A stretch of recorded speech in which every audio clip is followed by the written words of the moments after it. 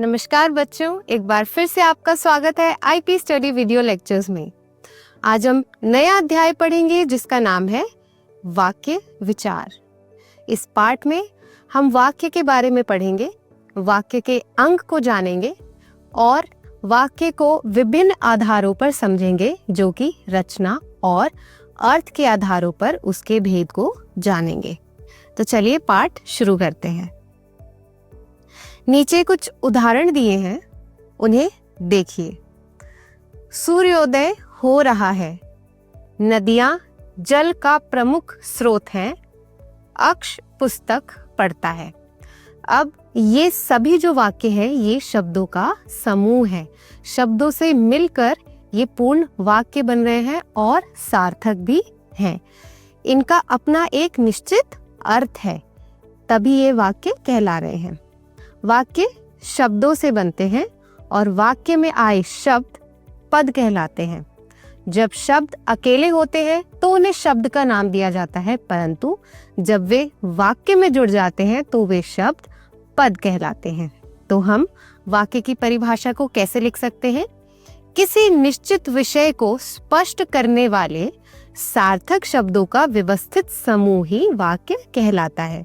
ध्यान देने की बात यह है कि वे सभी शब्द व्यवस्थित हो, एक सही क्रम में हो, ताकि उनका अर्थ निकल सके। अब वाक्य के दो खंड हैं, यानी दो अंग हैं। कौन कौन से? उद्देश्य तथा विधेय। जानते हैं इन खंडों के बारे में। उद्देश्य, वाक्य में जिसके विषय में जानकारी दी जाती है उसे उद्देश्य कहते हैं, यानी वाक्य में जिसकी बात की जाती है उसे हम उद्देश्य कहते हैं। उदाहरण देखिए, कैलाश सत्यार्थी को नोबेल पुरस्कार से सम्मानित किया गया। अब यहाँ किसकी बात हो रही है? कैलाश सत्यार्थी की, इसलिए वह उद्देश्य हो गया। उसी प्रकार महात्मा गांधी ने हमें शांति व अहिंसा का पाठ पढ़ाया। अब यहाँ उद्देश्य क्या होगा? महात्मा गांधी। क्यों? क्योंकि यहाँ महात्मा गांधी के बारे में बात की जा रही है। इसके विपरीत विधेय क्या होगा?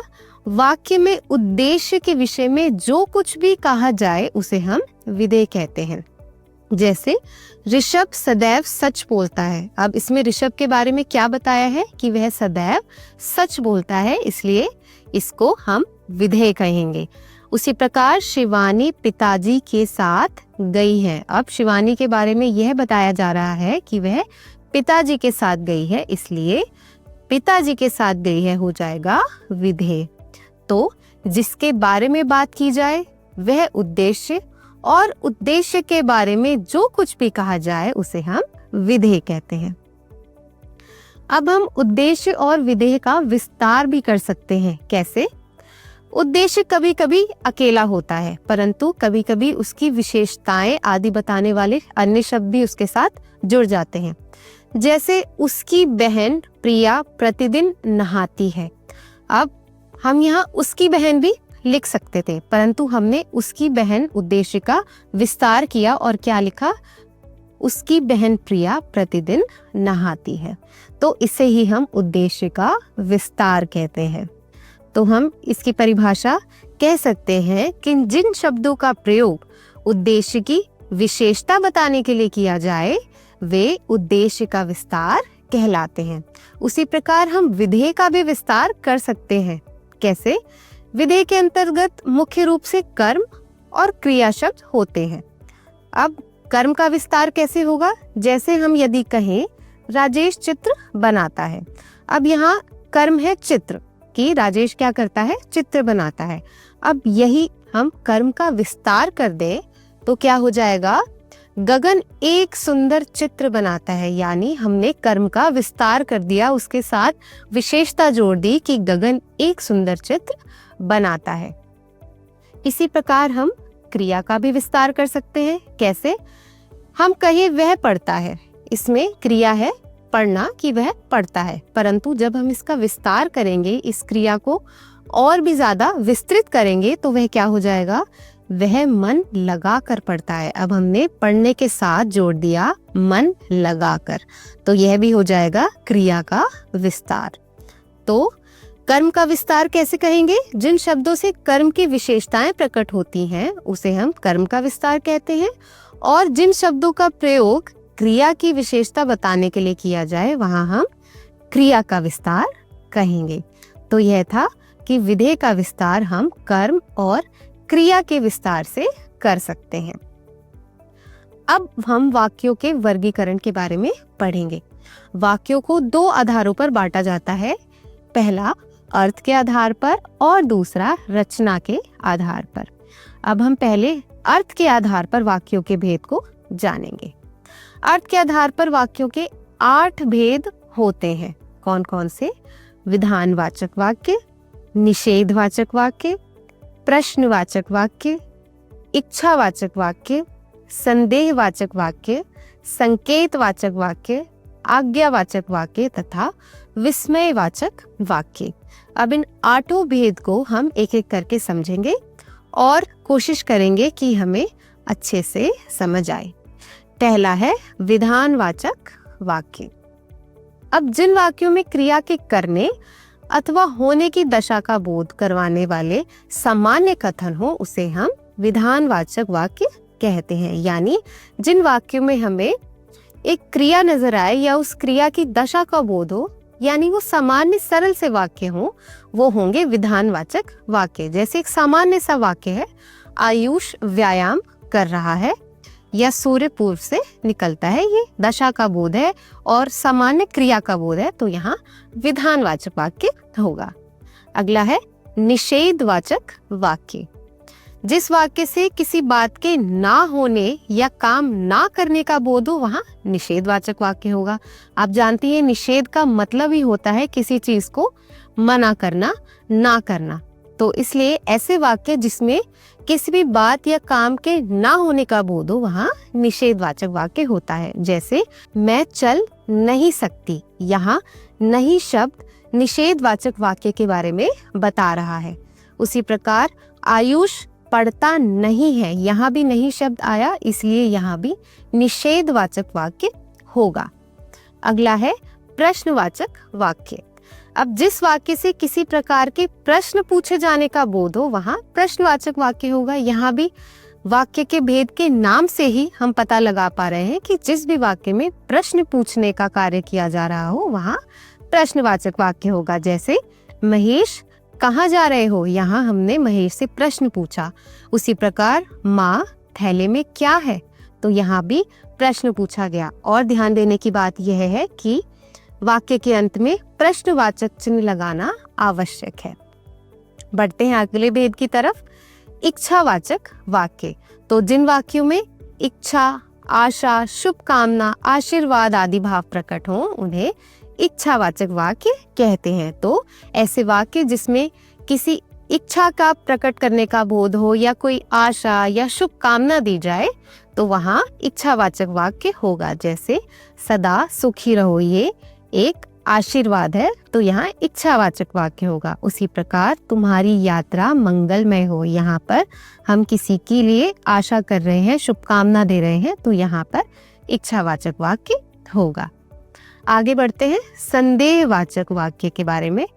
जिस वाक्य से किसी बात का संदेह प्रकट हो उसे संदेहवाचक वाक्य कहते हैं। यानी जहाँ शंका का बोध हो वहाँ संदेहवाचक वाक्य होगा। जैसे शायद आज वर्षा हो, यहाँ संदेह है कि वर्षा हो भी सकती है और शायद ना भी हो, इसलिए यहाँ होगा संदेहवाचक वाक्य। वैसे ही शायद वह पेड़ पर चढ़ ना पाए, तो यहाँ भी संदेह प्रकट किया जा रहा है कि शायद वह पेड़ पर ना चढ़ सके। आगे बढ़ते हैं संकेतवाचक वाक्य की तरफ।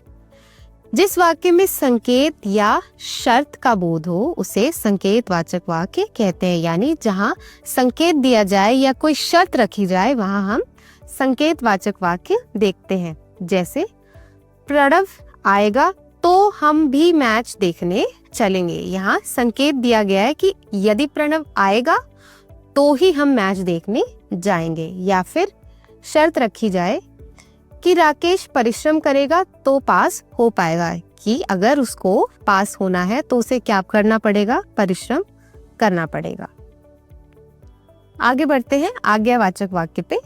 जिन वाक्यों से आज्ञा, आदेश, अनुमति, अनुरोध या प्रार्थना का भाव प्रकट हो उन्हें आज्ञावाचक वाक्य कहते हैं। तो ऐसे वाक्य जहां आपको आदेश नजर आए, कोई अनुमति नजर आए या फिर कोई प्रार्थना प्रकट करता नजर आए तो वहां आज्ञावाचक वाक्य होगा। जैसे तुम पढ़ने बैठो, यहाँ आदेश दिया गया कि तुम पढ़ने बैठो। उसी प्रकार यहाँ से बाहर जाओ, यहाँ भी आदेश का बोध है तो इसलिए यहाँ भी आज्ञावाचक वाक्य होगा। अर्थ के आधार पर हम आखिरी भेद को जानते हैं, विस्मयवाचक वाक्य। तो जिस वाक्य से हर्ष, घृणा, शोक, आश्चर्य आदि भावों का बोध हो उसे हम विस्मयवाचक वाक्य कहते हैं। इसे हमने विस्मय आदि बोधक यानी अविकारी शब्द के रूप में भी समझा है कि जहां हम किसी भाव को प्रकट करें, चाहे वह हर्ष का हो, उल्लास का हो या फिर आश्चर्य का हो, तो वहां विस्मयवाचक वाक्य होता है। जैसे वाह कितना सुंदर फूल है। अब देखिए यहाँ वाह जो है विस्मय सूचक शब्द है और इसके साथ विस्मय आदि बोधक चिन्ह भी लगा है। उसी प्रकार शाबाश तुमने कमाल कर दिया, तो यहाँ भी विस्मय सूचक शब्द है शाबाश और उसके साथ चिन्ह लगा है विस्मय आदि बोधक का। तो ये 8 भेद थे अर्थ के आधार पर। अब हम बढ़ते हैं रचना के आधार पर वाक्यों के भेद पर। रचना के आधार पर वाक्य के भेद कितने प्रकार के हैं? 3 प्रकार के। कौन कौन से? सरल वाक्य, संयुक्त वाक्य तथा मिश्रित वाक्य। एक एक करके इन्हें समझते हैं। पहला है सरल वाक्य। जिन वाक्यों में एक उद्देश्य और एक विधेय होता है उन्हें सरल वाक्य कहते हैं। अभी हमने पाठ की शुरुआत में उद्देश्य और विधेय के बारे में पढ़ा। तो ऐसे वाक्य जिसमें केवल एक ही उद्देश्य और केवल एक ही विधेय हो वहां हम सरल वाक्य देखते हैं। जैसे बालक खेल रहा है, यहाँ एक उद्देश्य है बालक और एक विधेय है खेल रहा है, तो इसलिए यहाँ होगा सरल वाक्य। उसी प्रकार मोर नाचता है, यहाँ मोर होगा उद्देश्य और नाचता है हो जाएगा विधेय, यानी एक उद्देश्य और एक विधेय। तो ये है सरल वाक्य। आगे बढ़ते हैं संयुक्त वाक्य पे। जिन वाक्यों में 2 या 2 से अधिक स्वतंत्र वाक्य और किंतु, परंतु, तथा, या आदि समुच्चय बोधक शब्दों द्वारा जुड़े हों उन्हें हम क्या कहते हैं? संयुक्त वाचक वाक्य कहते हैं। तो ऐसे वाक्य जो ऐसे शब्दों से जुड़े हों जैसे और, किंतु, तथा, परंतु, तो ऐसी जगह पर संयुक्त वाक्य होता है। जैसे सूरज निकला और पक्षी चहचहाने लगे। अब देखिए यहाँ समुच्चय बोधक शब्द है और इसके माध्यम से हमने 2 वाक्यों को जोड़ दिया, इसलिए यह हो गया संयुक्त वाक्य। उसी प्रकार मैं खीर खाऊं या सेवई। अब देखिए यहाँ या जोड़ देने से 2 वाक्य जुड़ गए और यह भी हो गया संयुक्त वाक्य। तो 2 या 2 से अधिक स्वतंत्र शब्द जब समुच्चय बोधक शब्दों से जोड़े जाएं तो वहां संयुक्त वाक्य होगा। आइए अब रचना के आधार पर वाक्य का आखिरी भेद पढ़ते हैं, मिश्रित वाक्य। जिस वाक्य में एक मुख्य या प्रधान उपवाक्य हो और अन्य उपवाक्य उस पर आश्रित हों तो वहां मिश्र वाक्य होगा। यानी जहां एक मुख्य यानी मेन वाक्य हो और दूसरा वाक्य उस पे आश्रित हो, आधारित हो, तो वहां मिश्रित वाक्य होगा। जैसे मैंने एक लड़की को देखा जो बारिश में भीग रही थी। अब दोनों वाक्य देखिए, एक मुख्य वाक्य है और एक आश्रित वाक्य है, तो दोनों वाक्य एक दूसरे पर आधारित है, इसलिए यहाँ मिश्रित वाक्य होगा। उसी प्रकार जो मकान लाल रंग का बना है उसमें 2 परिवार रहते हैं। अब इसमें एक मुख्य यानी प्रधान वाक्य है। जो मकान लाल रंग का बना है वो आधारित वाक्य क्या है? उसमें 2 परिवार रहते हैं, तो यहाँ भी मिश्रित वाक्य होगा।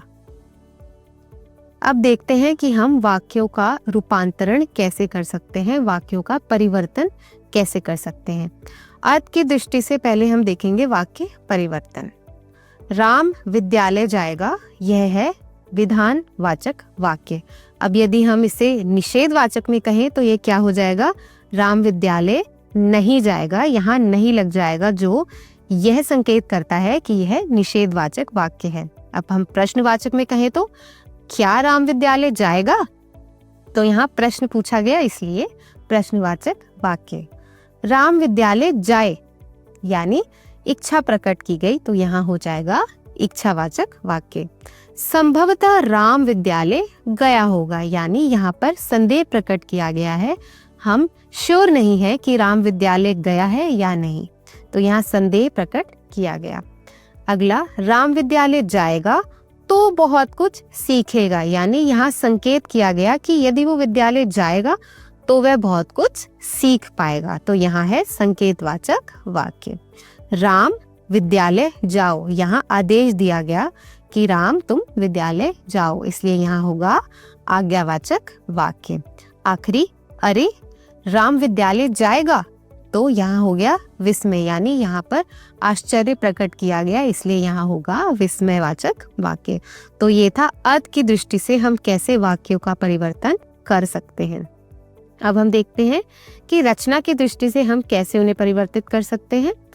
इस प्रकार के परिवर्तन में कुछ शब्द, योजक आदि अपनी ओर से जोड़ने पड़ते हैं, यानी इसके रूपांतरण में आपको अपनी तरफ से कोई शब्द जोड़ना पड़ेगा, तभी वो वाक्य परिवर्तित हो पाएगा। यानी या कोई योजक चिन्ह या फिर कोई शब्द आप जोड़ सकते हैं ताकि आप उसे दूसरे वाक्य में बदल सकें। जैसे शाम होते ही वह चला गया, यह सरल वाक्य है जिसमें एक उद्देश्य और एक विधेय है। अब जब हम इसे संयुक्त वाक्य में बदलेंगे तो यह हो जाएगा शाम हुई और वह चला गया। अब देखिए, यहाँ दो वाक्य थे जिसको समुच्चय बोधक शब्द और से जोड़ा गया। मिश्रित वाक्य में जैसे ही शाम हुई वह चला गया। अब यहाँ एक मुख्य यानी प्रधान उपवाक्य है और दूसरा उस पर आश्रित उपवाक्य है, तो यह हो जाएगा मिश्रित वाक्य। अगला उदाहरण देखते हैं। मेरे पास चाबी से चलने वाली एक गुड़िया है, तो यहाँ एक उद्देश्य और एक विधेय है, इसलिए यह होगा सरल वाक्य। अब जब हम इसे संयुक्त वाक्य में बदलेंगे तो यह हो जाएगा मेरे पास एक गुड़िया है और वह चाबी से चलती है। अब यहाँ हमने और लगाकर इसे संयुक्त वाक्य में बदल दिया। अब जब हम इसे मिश्रित वाक्य में बदलेंगे तो वह हो जाएगा मेरे पास एक गुड़िया है जो चाबी से चलती है। अब इसमें एक मुख्य वाक्य हो गया और उस पर आधारित उपवाक्य हो गया। तो यह था रचना की दृष्टि से हम वाक्यों का परिवर्तन कैसे कर सकते हैं। एक बार संक्षेप में जानते हैं कि हमने आज की कक्षा में क्या क्या सीखा। वाक्य कैसे बनते हैं? सार्थक शब्दों से मिलकर ही वाक्य बनते हैं। किसी भी वाक्य में उद्देश्य या विधेय होते ही हैं, लेकिन जब इनके साथ और भी शब्द जुड़ते हैं तो या तो उद्देश्य की विशेषता बताते हैं या विधेय के साथ जुड़ते हैं। इन्हें उद्देश्य का विस्तार या विधेय का विस्तार कह सकते हैं। यानी आप उद्देश्य में या विधेय में किसी प्रकार का विशेषण जोड़ते हैं तो आप उसमें उद्देश्य या विधेय का विस्तार करते हैं।